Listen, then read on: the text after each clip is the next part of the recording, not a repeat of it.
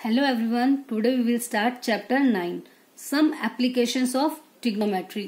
अब जैसा कि नाम से ही क्लियर है एप्लीकेशंस ऑफ ट्रिग्नोमेट्री। एप्लीकेशन का मतलब क्या होता है? अप्लाई करना। ऑफ ट्रिग्नोमेट्री, ट्रिग्नोमेट्री को हम कहाँ कहाँ अप्लाई कर सकते हैं और इसकी क्या यूसेज है, ये हम इस चैप्टर में स्टडी करेंगे। ठीक है, वैसे तो जो ये हमारा टॉपिक है ट्रिग्नोमेट्री, ये बहुत ही पुराना मतलब बहुत एंशियंट टॉपिक है। जो एस्ट्रोनॉमर्स थे वो ट्रिग्नोमेट्री का यूज करते थे। वो उसका यूज कहा करते थे कि जैसे हमारी अर्थ है, अर्थ का डिस्टेंस किसी भी प्लैनेट से अर्थ और मतलब उस प्लैनेट के बीच में कितना डिस्टेंस है, ये फाइंड आउट करने के लिए ट्रिग्नोमेट्री का यूज करते थे एस्ट्रोनॉमर्स।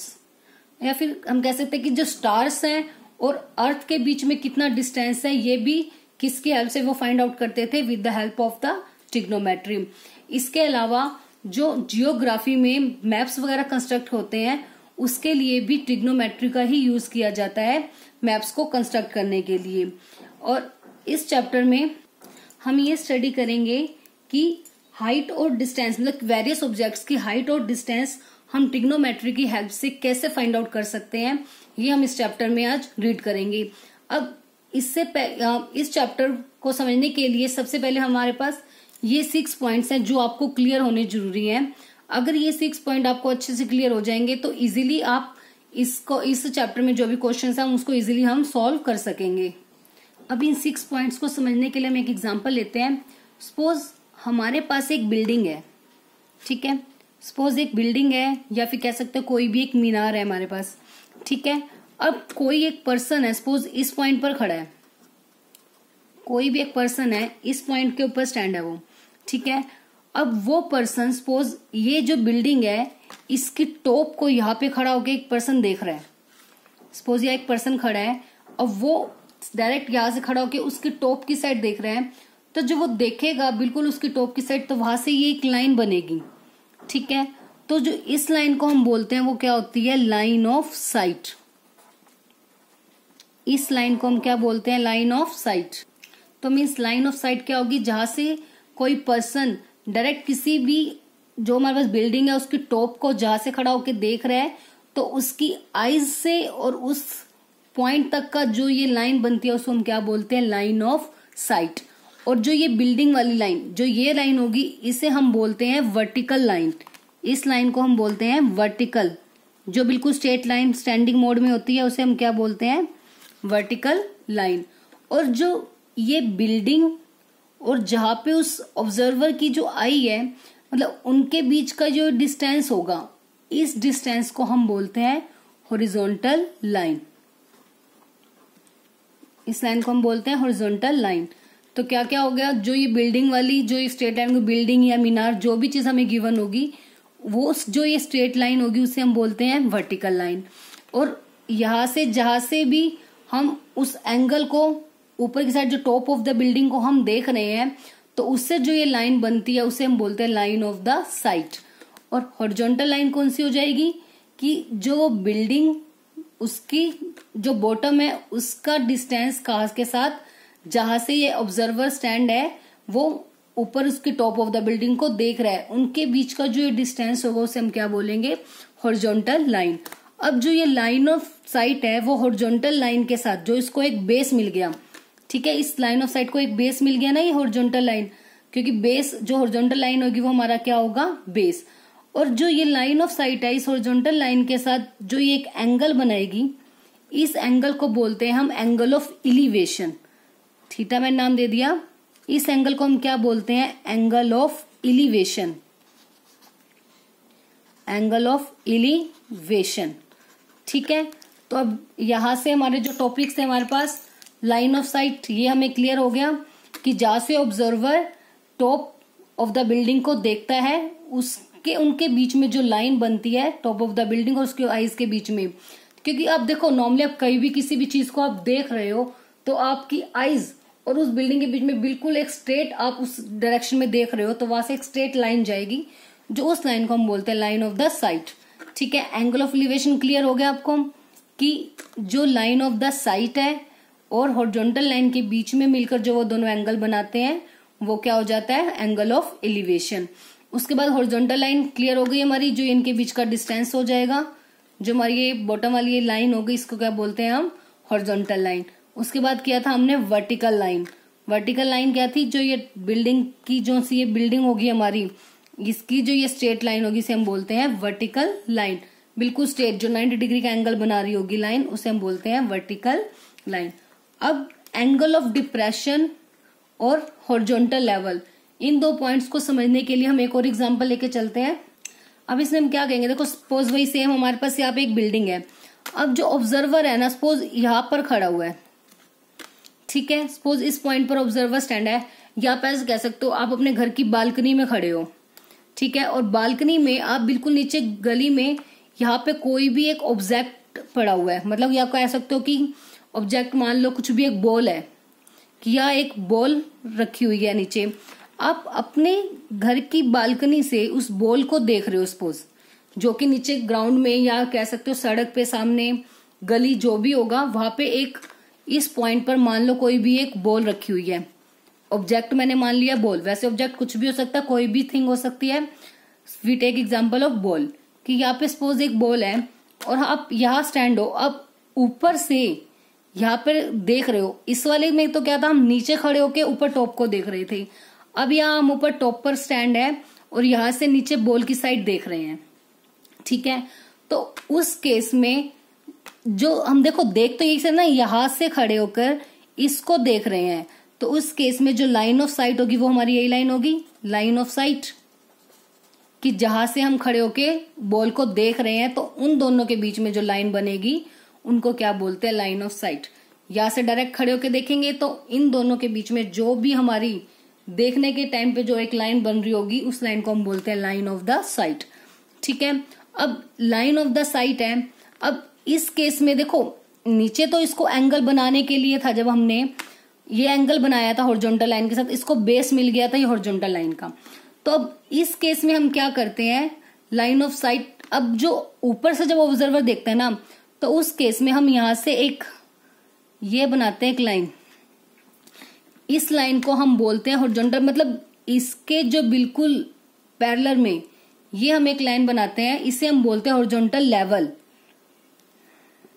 मीन्स जो ये हमारी हॉरिजॉन्टल लाइन होती है ना, इसके बिल्कुल लेवल में मतलब बिल्कुल इसके जैसी, इसके पैरेलल हम एक लाइन ड्रॉ करते हैं यहां से, इसलिए इसका नाम होता है हॉरिजॉन्टल लेवल।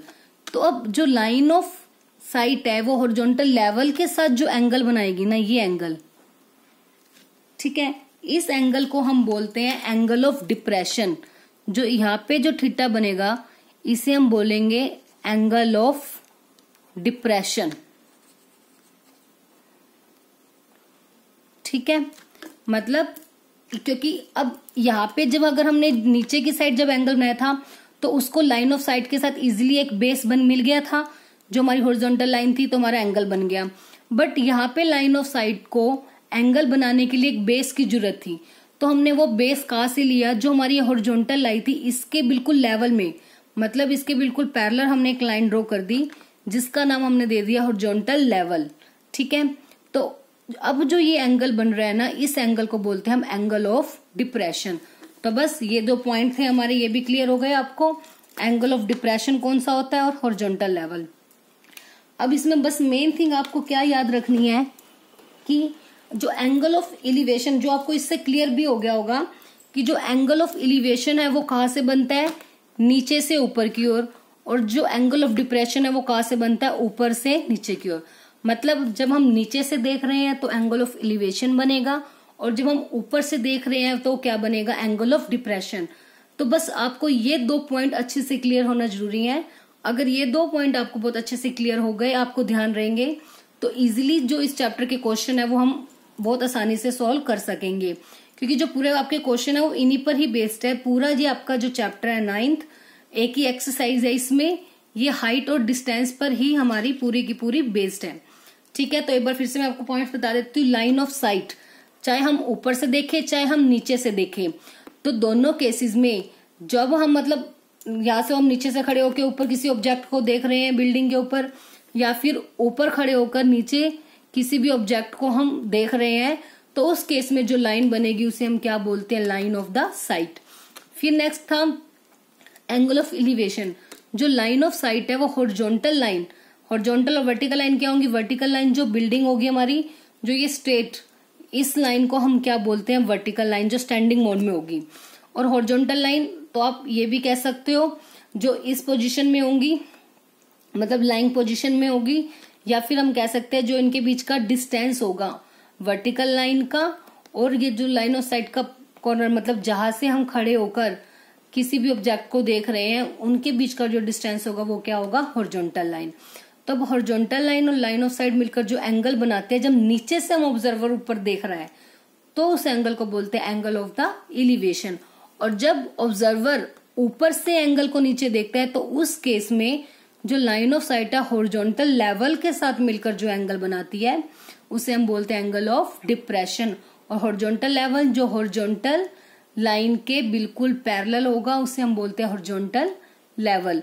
वो इसलिए बनाया जाता है ताकि हम जो एंगल ऑफ डिप्रेशन है लाइन ऑफ साइट के साथ उसको बनाने के लिए एक बेस मिल जाए, तब भी हम हॉरिजॉन्टल लेवल को कंस्ट्रक्ट करते हैं। बस इसकी इंट्रोडक्शन में तो बस इतने ही पॉइंट्स है, बस ये पॉइंट्स आपको अच्छे से क्लियर हो जाएंगे तो कोई भी प्रॉब्लम नहीं आएगी आपको चैप्टर को समझने में। अब एक बार हम इसको क्वेश्चन भी सॉल्व कर लेते हैं, उससे आपको और भी अच्छे से क्लियर हो जाएगा जब हम एक बार इसका क्वेश्चन सॉल्व करेंगे कि क्या करना है हमें इस क्वेश्चन में, कि किस टाइप से हम इसका डेली लाइफ में हम ट्रिग्नोमेट्री को यूज कर सकते हैं, क्या यूसेज है इसकी हमारी डेली लाइफ में। Now question number 1 of exercise 9.1, a circus artist is climbing a 20 metre long rope which is tightly stretched and tied from the top of a vertical pole to the ground। क्या कह रहा है, जो circus artist है वो climb कर रहा है, मतलब चढ़ रहा है, वो एक 20 मीटर लॉन्ग रोप, एक 20 मीटर लंबी रस्सी है, उसके साथ जो है सर्कस आर्टिस्ट है वो उस पे चढ़ रहा है। Which is tightly stretched and tight, जो कि बहुत ही टाइटली टाइट की हुई है, इसको खींच के बहुत ही टाइटली उसको टाइट किया हुआ है, मतलब बांधा हुआ है। From the top of a vertical pole, एक वर्टिकल पोल के साथ। फिगर हमें गिवन है इसकी, देखो जैसे एक वर्टिकल पोल है, इसके साथ बहुत ही टाइटली हमने इसको ग्राउंड के साथ, जो रोप है ना उसको पोल के साथ, देखो क्या बोला हुआ है, from the top of the pole, जो टॉप है पोल की उसके साथ बहुत ही टाइटली रस्सी को बांधा हुआ है, और उसका एक जो पार्ट है, एक सिरा है, उसको कहाँ पे बांधा हुआ है, ग्राउंड के ऊपर, ठीक है। और जो वो रस्सी थी जो हमारी, वो कितनी थी, 20 मीटर लॉन्ग थी ना, तो ये रस्सी की लेंथ कितनी दी हुई है, 20 मीटर लॉन्ग रोप। अब उसके बाद कह रहे हैं कि find the height of the pole. Pole हमारा कौन सा है, ये है ना AB, इसकी हाइट हमें फाइंड आउट करनी है, मतलब हमें क्या लेंथ फाइंड आउट करनी है, AB की वैल्यू हमें फाइंड आउट करनी है। If the angle made by the rope with the ground, कि जो एंगल बनाया हुआ है रोप ने ग्राउंड के साथ वो कितने डिग्री का है, 30, मतलब जो एंगल है वो नीचे से बन रहा है, तो डेट मीन्स ये हमारा कौन सा हो गया, एंगल ऑफ एलिवेशन, क्योंकि जो नीचे से एंगल बनता है उसे हम बोलते हैं एंगल ऑफ एलिवेशन। तो अब इसमें क्या गिवन है, एंगल है और हमें क्या दी हुई है, एक साइड। अब वर्टिकल है, ये कितने डिग्री का एंगल होगा, 90 डिग्री का हो गया, राइट एंगल ट्रायंगल हो गया, मतलब हमें हाइपोटेन्यूज गिवन है और एक एंगल गिवन है। अब हमें क्या निकालनी है, ये हाइट, मतलब हमें परपेंडिकुलर निकालना है, क्योंकि देखो ये 90 डिग्री का एंगल है, ये एंगल गिवन है, और आपको पता है ना जब हमने 8th चैप्टर में भी किया था कि जिस पर 90 डिग्री का एंगल होता है और जो एंगल हमें गिवन होता है वो एंगल जिस लाइन पर बनता है उसे हम बेस बोलते हैं, उसके जस्ट सामने वाली लाइन को हम क्या बोलते हैं, परपेंडिकुलर। डेट मीन्स ये आपका परपेंडिकुलर हो गया और ये हमारा क्या हो गया, बेस, और दिस इज द हाइपोटेन्यूज। अब हमें किसकी वैल्यू निकालनी है, AB की। बस अब इन क्वेश्चन को सॉल्व करने के लिए हमें जो हमने 8th चैप्टर में किया था उसमें उसकी 2 थिंग्स की मेन सबसे ज्यादा जरूरत है। क्या क्या, एक तो जो ट्रिग्नोमेट्री टेबल बनवाई थी मैंने आइडेंटिटीज की आपको, 0 डिग्री एंगल पर 30 डिग्री 45 16 90 इन सब की जो वैल्यू थी, एक आपको वो टेबल पता होनी चाहिए, उन सब की वैल्यू याद होनी चाहिए। और दूसरी थिंग, जो सबसे पहला फर्स्ट एक्सरसाइज में आपको एक कॉन्सेप्ट करवाया था मैंने कि साइन, कोस और टेंजेंट किसके इक्वल होता है, ये करवाया था ना, पंडित बद्री प्रसाद हर बोले, मतलब sine is equals to perpendicular by में hypotenuse, cos is equals to base by में hypotenuse, and the tangent is equals to perpendicular by में बेस। अब इनका हम यूज कैसे करेंगे, देखो एक जो हमें वैल्यू गिवन है और जो हमें निकालनी है, पहले वो देखेंगे हम क्या है। निकालना क्या है हमें, परपेंडिकुलर। गिवन क्या है हमें, हाइपोटेन्यूज। तो परपेंडिकुलर और हाइपोटेन्यूज में देखो क्या रिलेशन है, परपेंडिकुलर और हाइपोटेन्यूज में क्या रिलेशन है, साइन। तो हम कौन सा एंगल लेके चलेंगे, साइन। बस आपको सिर्फ एक चीज ध्यान रखनी है, सबसे पहले तो हम ये देखेंगे हमें फाइंड क्या करना है। ठीक है, परपेंडिकुलर, बेस या हाइपोटेन्यूज, उनमें से एक चीज फाइंड आउट करनी है और उसके बाद देखेंगे कि क्या वैल्यू हमें गिवन है। उन दोनों के बीच में हम इस फॉर्मूले से चेक करेंगे कि क्या रिलेशन है हमारे पास। मतलब उन दोनों में जो भी वैल्यू हमें गिवन होगी और जो निकालनी है, उन दोनों का रिलेशन देखेंगे कि कौन सी ट्रिग्नोमेट्री आइडेंटिटी के साथ है। तो बस वही ट्रिग्नोमेट्री आइडेंटिटी हम उठा लेंगे इस एंगल के साथ। ठीक है, तो अब क्या करेंगे हम इसमें, इन ट्रायंगल ABC, P और H के बीच में क्या रिलेशन आया था हमारा, साइन ना, और एंगल कितना दिया हुआ है, 30 डिग्री। तो हम यहाँ पे राइट करेंगे कि जो साइन 30 डिग्री है वो किसके इक्वल होता है, परपेंडिकुलर बाय में हाइपोटेन्यूज, P बाय में H, परपेंडिकुलर मतलब AB, बाय में हाइपोटेन्यूज मतलब AC, AB बाय में AC। अब यहाँ पे हमें वैल्यू पता होना चाहिए कि साइन 30 की वैल्यू कितनी होती है, साइन 30 की वैल्यू कितनी होती है, 1/2। आई होप आप सभी को अब तक जो टेबल अच्छे से आ गई होगी बनानी कि कैसे टेबल हमने बनानी है। बस उसकी हेल्प से आप सभी वैल्यूज फाइंड आउट कर लेंगे। 1/2 AB की वैल्यू हमें फाइंड आउट करनी है, तो AB as it is, by में AC की वैल्यू कितनी है, 20 यहाँ पे राइट कर दी। अब निकालनी है AB की, तो क्रॉस मल्टीप्लाई कर देंगे इनकी, 20 की 1 के साथ मल्टीप्लाई 20, 2 की मल्टीप्लाई AB के साथ 2AB। अब मल्टीप्लाई में यहाँ पे क्या हो जाएगा, डिवाइड में 20/2 which is equals to AB। Cancel out हो गया, कितना आ गया, 10। तो यहाँ से AB की जो लेंथ है वो कितनी हो गई, 10 मीटर, बिकॉज जो हमारी यूनिट है वो क्या है, मेजरमेंट की मीटर। तो आपने भी मीटर में राइट करना है। So therefore height of the pole, ये हाइट ऑफ द पोल थी ना AB, तो height of the pole equals to 10 metre. ठीक है, तो बस क्लियर है। बस इसमें आपको बस यही एक तो ना, और आपकी जो स्टेटमेंट गिवन होगी उसको बहुत अच्छे से पढ़ना है और उसको समझने की कोशिश करनी है कि क्या क्या उसमें गिवन है। बिकॉज जैसे इसमें फर्स्ट क्वेश्चन में तो आपको जो ये फिगर गिवन थी, बट ऑलमोस्ट क्वेश्चन, सभी क्वेश्चन ऐसे ही, रेयर होगा 1-2 क्वेश्चन में ही आपको फिगर मिलेगी, बाकी सभी में आपको फिगर भी खुद से कंस्ट्रक्ट करनी है। बस अगर एक बार फिगर आपने अच्छे से कंस्ट्रक्ट कर ली ठीक से, तो आप इजीली क्वेश्चंस को सॉल्व कर सकते हैं। तो बस क्योंकि उसके बाद तो आपको बस यही देखना होता है कि क्या हमें गिवन है और क्या हमें फाइंड आउट करना है। उन दोनों का रिलेशन निकाल देंगे किस ट्रिग्नोमेट्रिक आइडेंटिटी से है, बस उसको लेके हम सिंपली तो क्वेश्चन ही सॉल्व करना है, उसके बाद हम आराम से कर सकते हैं। जैसे साइन में रिलेशन आया P/H, P और H क्या थे हमारे, AB और AC, दोनों में से एक की वैल्यू गिवन थी, क्रॉस मल्टीप्लाई करके वहां से किसकी वैल्यू आ गई, हमारी AB की, which is the height of the pole which is equals to 10 metre. अब नाउ जैसे सेकंड क्वेश्चन है हमारा, a tree breaks due to storm and the broken parts bends so that this top of the tree touches the ground making an angle 30 degree with it. The distance between the foot of the tree is the to the point where the top touches the ground is 8 metre. Find the height of the tree. तो इस case में हमें कोई figure नहीं given, तो हम क्या करेंगे, अब इसको स्टेप बाय स्टेप 1 by 1 इसकी स्टेटमेंट को रीड करेंगे और उसके अकॉर्डिंगली इसकी जो फिगर है हम वो कंस्ट्रक्ट करेंगे। अब सबसे पहले देखो, जैसे इन्हें क्या बोला, ए ट्री ब्रेक्स, एक ट्री है। अब ट्री जो है वो बिल्कुल स्ट्रेट होगा। सपोज यहाँ पे एक ट्री है,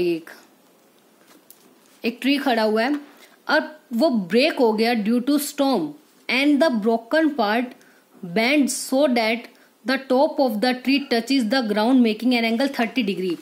ये कहते हैं कि ट्री था, ये कंप्लीट एक ट्री है। सपोज मैंने इसको नेम दे दिया A और ये B, this is a complete tree. अब ये ट्री बीच में से कहीं से ब्रेक हो गया, सपोज यहां से ब्रेक हो गया, मैंने इसका नाम दे दिया C पॉइंट पर ये ब्रेक हो गया, टूट गया यहां से यहां तक का, और जो ये टूटा हुआ पार्ट था ना, ये आके नीचे लग गया, मतलब जो ये BC पोर्शन था ये कट के और नीचे आ गया, ऐसे बैंड हो गया कि जो उसकी टॉप थी, मतलब जो ये वाला पॉइंट था वो आके किसको टच कर गया, ग्राउंड को। देखो ट्री ब्रेक हो गया ड्यू टू स्टॉर्म, स्टॉर्म की वजह से ट्री ब्रेक हो गया, ठीक है। एंड ब्रोकन पार्ट, जो ब्रोकन वाला पार्ट था ये पार्ट, वो बैंड हो गया, बैंड हो गया और उसकी टॉप टच हो गई कहाँ पे, and the top of the tree touches the ground making an angle 30 degree. वो जो टॉप है वो ग्राउंड के साथ टच हो गई, तो ये ग्राउंड था जहां पर ट्री था हमारा, उसके साथ टच हो गई और कितने डिग्री का एंगल बना रही है, वो 30 डिग्री का। यही कहा है मेरे स्टेटमेंट ने अब तक। ट्री था, ब्रेक हो गया, ब्रेक होने के बाद जो टूट गया हुआ पोर्शन था वो नीचे आके बैंड हो गया, बैंड होते ही उसने क्या किया, उसकी जो टॉप थी, अब देखो बैंड होगा जब वो यहां से टूटेगा वो पोर्शन, ये नीचे गिरेगा, तो जो ये वाला पोर्शन होगा ऊपर वाला वही तो नीचे जाके लगेगा। जो मतलब जो ट्री की जो ये मतलब जो ये पॉइंट है, this is the top of the tree, ठीक है। इसको आप कुछ भी नेम दे सकते हो, सपोज मैंने नेम दे दिया डी। बैंड होके आ गया नीचे, तो अब ये टच कर गया और ये कह रहा है कि इतने डिग्री का एंगल बना रहा है इसके साथ 30 डिग्री का। अब the distance between the foot of the tree to the point where the top touches the ground is 8 metre. Foot of the tree और जहां पे ट्री की जो टॉप थी वो टच कर रही है ग्राउंड को, वो पॉइंट, इनके बीच का डिस्टेंस वो कितना हो गया, 8 मीटर का। Find the height of the tree, अब ट्री की क्या फाइंड आउट करनी है, हाइट। अब एक चीज देखो, आप कहोगे कि हमें एसी फाइंड आउट करना है, बट ट्री तो ये कंप्लीट था, सिर्फ एसी थोड़ी ट्री है, तो एसी था और जो ये वाला पोर्शन बच गया ऊपर बीसी, वो कहाँ पे आ गया, वो तो नीचे आ गया। मतलब जो ये डीसी होगा, this is also the part of the tree. Tree की टॉप ही तो थी ये वाली, तो इसलिए ट्री की हाइट का मतलब है हमें एसी भी निकालना है और डीसी भी निकालना है, और लास्ट में दोनों को क्या करना है, plus, because these both are the parts of the tree। तो आई होप सबको स्टेटमेंट अच्छे से क्लियर हो गई होगी और फिगर भी समझ में आ गई होगी। तो चलो अब क्वेश्चन को स्टार्ट करते हैं। अब सबसे पहले जैसे जैसे हमने फिगर ड्रॉ की थी, मैंने उसको फेयरली फिगर का ड्रॉ कर लिया है। क्या था हमारे पास, एक ट्री था ए बी, और उसको ब्रेक हो गया था, वो जब ब्रेक होके उसकी जो टॉप थी वो ग्राउंड पे टच हो गई, हमने ले लिया वो किस पॉइंट पे टच हो गई, डी पर। तो इसका मतलब जो ये ब्रोकन वाला पार्ट था बीसी, वो किसके इक्वल हो गया, सीडी के इक्वल। और ये कितने डिग्री का एंगल बना रहा है, 30 डिग्री का। और जो ग्राउंड की ये डिस्टेंस है, ये कितना गिवन है हमें, 8 मीटर का। फाइंड आउट क्या करना है हमें, हाइट ऑफ द ट्री। अब वही हमने लिख लिया, सबसे पहले लेट हाइट निकाली ना, ट्री की हाइट क्या है हमारी, A B is the height of the tree. तो उसके बाद हमने ये मेंशन कर दिया कि व्हेन ट्री ब्रेक्स, जब ट्री टूट गया तो जो ब्रोकन पार्ट था बीसी, वो बैंड होके टच कर गया ग्राउंड को, किस पॉइंट पर, डी पॉइंट पर। सो देयरफॉर जो बीसी पॉइंट जो साइड है वो इक्वल हो गई किसके, सीडी के इक्वल, ठीक है। तो इसका मतलब जो हाइट ए बी थी वो हाइट किसके इक्वल हो गई, A C plus C D, because ये ब्रोकन पार्ट तो किसका ही है, ट्री का ही तो ब्रोकन पार्ट है, तो इसलिए ए सी प्लस सी डी मिलकर क्या बनाएंगे, हाइट ऑफ द ट्री। तो इसका मतलब क्वेश्चन में हमें क्या क्या निकालना है, ए सी की वैल्यू निकालनी है और सी डी की वैल्यू निकालनी है। एंगल ये है, that means this is the base, base हमारे पास है, और हमें कुछ भी नहीं गिवन, हमें क्या निकालना है, परपेंडिकुलर भी निकालना है और क्या निकालना है, हाइपोटेन्यूज। तो बस वही सेम फॉर्मूला अपना अप्लाई करेंगे, क्या, sine cos tangent, Pandit Badri Prasad हर हर बोले, ठीक है। इसको अप्लाई करना है हमें। सबसे पहले चलो हम निकालते हैं पी को, बी गिवन है, देखो क्या गिवन है हमें, बेस, क्या निकालना है, परपेंडिकुलर। तो पी बाय में बी, पी और बी क्या रिलेशन है, पी और बी में रिलेशन किसका है, टेंजेंट का। तो सबसे पहले लेके चलते हैं in triangle A C D, in triangle A C D tangent, angle क्या दिया हुआ है, 30 degree, tangent 30 degree, which is equal to perpendicular by में बेस। परपेंडिकुलर मतलब AC, बेस मतलब 8 जो हमें गिवन है। नाउ टेंजेंट 30 डिग्री की वैल्यू कितनी होती है, 1/√3 which is equals to AC by में 8। अब सेम वही क्रॉस मल्टीप्लाई, नहीं तो आप डायरेक्ट कह सकते हो ये डिवाइड में है, इधर जाके क्या हो जाएगी, मल्टीप्लाई में। तो 8/√3 आ गया, क्योंकि ऊपर चला जाएगा ना, ये क्या डिवाइड में है, AC की वैल्यू। तो AC की वैल्यू आ गई 8/√3। अभी हम रूट में नीचे ही रहने देते हैं, क्योंकि बाद में हमें AC प्लस CD प्लस करना है ना, तो उसके बाद देखेंगे कि रैशनलाइज करना है या नहीं करना। अभी तो हमारी AC की वैल्यू आ गई। अब किसकी वैल्यू निकालनी है हमें? CD की वैल्यू। CD मतलब H और B। अब देखो P भी आ गई है, रिलेशन किसी का भी ले सकते हो, आपकी मर्जी है, बट हम प्रेफर वही करते हैं जो हमें गिवन होता है। तो H और B में क्या रिलेशन है? H और B में ये रिलेशन है, B बाय H किसके इक्वल होता है? कोस के। सो कोस, अब same in triangle ACD, again in triangle ACD, जो कोस 30 डिग्री है वो किसके इक्वल हो गया? बेस बाय में हाइपोटेन्यूज। बेस का मतलब AD, हाइपोटेन्यूज मतलब CD। सो AD बाय में CD। ठीक है, कोस 30 डिग्री की वैल्यू कितनी होती है? √3 बाय में 2। ठीक है, अब AD की वैल्यू दी हुई है हमें 8, क्योंकि AD बेस था, और CD की वैल्यू तो हमें फाइंड आउट करनी है। अगेन क्रॉस मल्टीप्लाई, तो √3 की मल्टीप्लाई CD के साथ, 8 2 जा 16, तो CD की वैल्यू कितनी आ गई? 16 बाय में √3।